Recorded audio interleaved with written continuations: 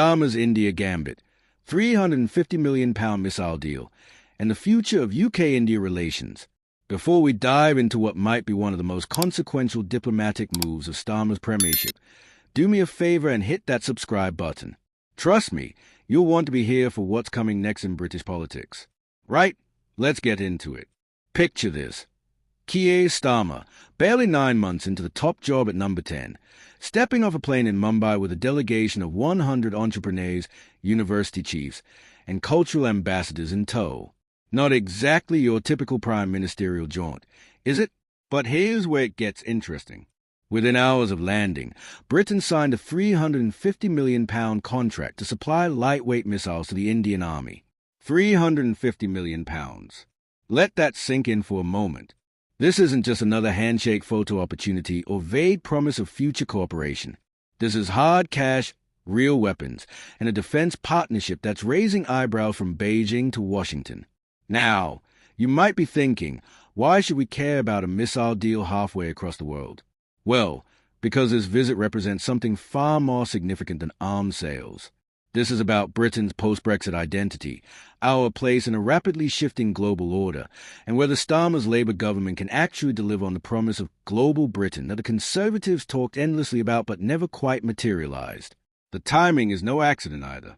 With Trump back in the White House and European security looking shakier by the day, Starmer is betting Britain's future on deeper ties with the world's most populous democracy.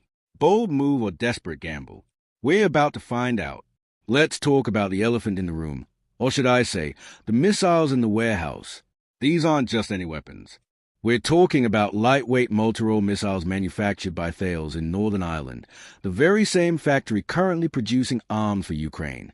700 jobs secured at a facility that's become crucial to Britain's defense industrial base. The government statement was careful to emphasize this isn't just about one contract.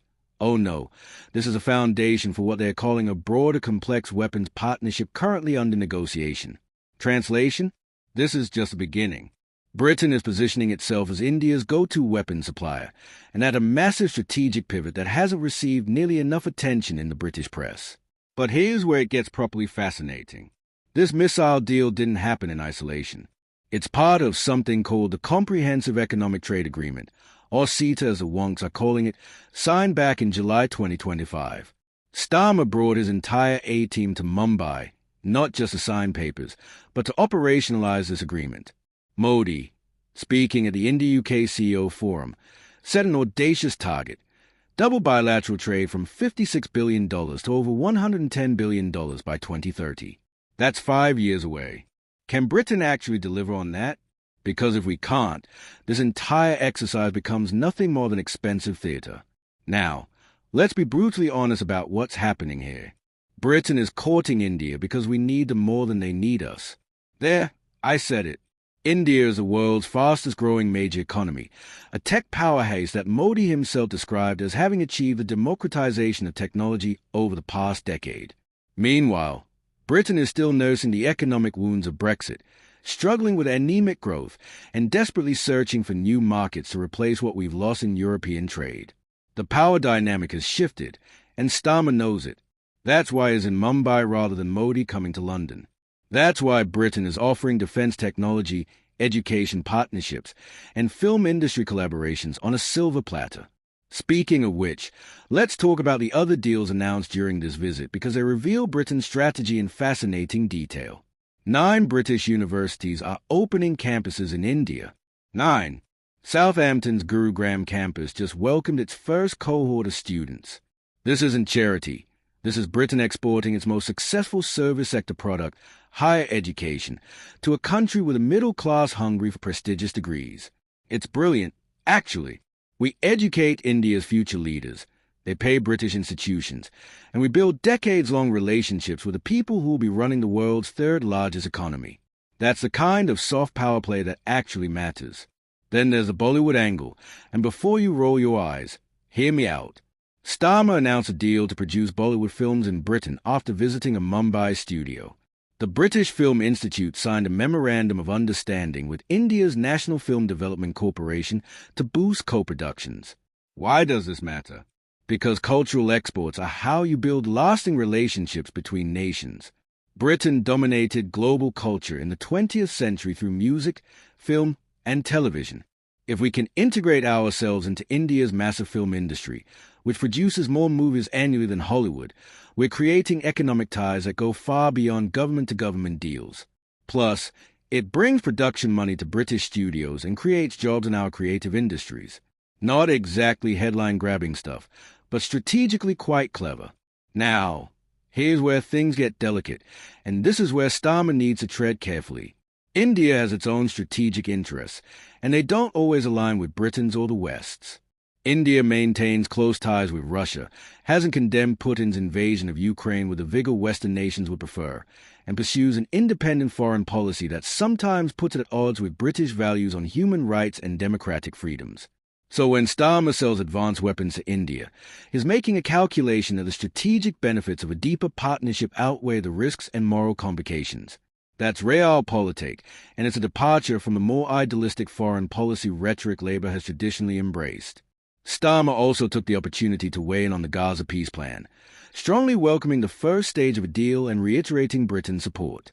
He then pivoted to say Britain wants to see India take its rightful place in the UN Security Council. That's not throwaway diplomatic flattery. That's Britain backing India's bid for permanent membership in the world's most powerful international body. Think about what that means. Britain is essentially saying we want to reshape global governance structures to give India more power. That's either visionary or reckless, depending on your perspective, but it certainly signals how seriously Starmer is taking this relationship. Let's zoom out for a moment and consider what this all means for Britain's place in the world. We're no longer the imperial power that once ruled India. We're not even the economic powerhouse we were a generation ago. What we have is a seat at the big tables, nuclear weapons, world-class universities, a sophisticated financial sector, and advanced defense technology. Starmer is leveraging every single one of those assets to build a partnership with a rising India that could define British foreign policy for the next generation. The question is whether Britain has the strategic patience and political stability to see this through. Because these relationships take decades to mature, and we have a nasty habit of changing direction every time there's a new government. There's also the domestic angle that can't be ignored. Britain is home to one of the largest Indian diaspora communities in the world, over 1.5 million people with deep family and cultural ties to India. This visit plays well to that constituency, and Labour knows it. Many of these communities are in constituencies Labour either holds or wants to win. So while Starmer is conducting high-level diplomacy in Mumbai, there's a domestic political calculation happening simultaneously. Smart politics? Absolutely. Cynical? Perhaps a bit. But that's the game. The Premier League even got in on the action, with Starmer lauding their community coach development program in Mumbai. Football diplomacy might sound trivial, but the Premier League is one of Britain's most successful cultural exports, watched by hundreds of millions across India. When you combine that with education partnerships, defense deals, and trade agreements, you start to see a comprehensive strategy emerging. This isn't just about one visit or one deal. This is about embedding Britain so deeply into India's economic and cultural fabric that the relationship becomes too valuable to abandon. But let's not kid ourselves. There are massive challenges ahead. India is famously difficult to do business with. Bureaucratic red tape can strangle even the best-intentioned projects, and political winds can shift rapidly. The CETA agreement still needs full ratification and implementation, and anyone who's watched trade deals knows that's where things often fall apart. Modi's government has its own domestic pressures, and Britain is just one of many countries courting India. We're competing with the United States, European nations, and even China for India's attention and partnership. Starmer needs to deliver tangible results quickly, or this whole exercise risks becoming another example of British politicians overpromising and underdelivering on the world stage. So here we are. Starmer has made his move, staked Britain's credibility on deepening ties with India, and committed hundreds of millions in missile contracts as down payment on a much larger strategic partnership. 700 jobs in Northern Ireland secured. 9 universities expanding into Indian markets. Bollywood productions coming to British studios, and a bilateral trade target that would transform the economic relationship between our nations. It's ambitious, it's necessary, and it's fraught with risk. Whether this marks the beginning of a genuine strategic partnership or just another footnote in Britain's post-imperial decline depends entirely on what happens next. And that's precisely why you need to keep watching UK Connors, because we'll be tracking every development, every success, and every stumble as this story unfolds. This is just the beginning, and the next chapter is being written as we speak. Don't miss it.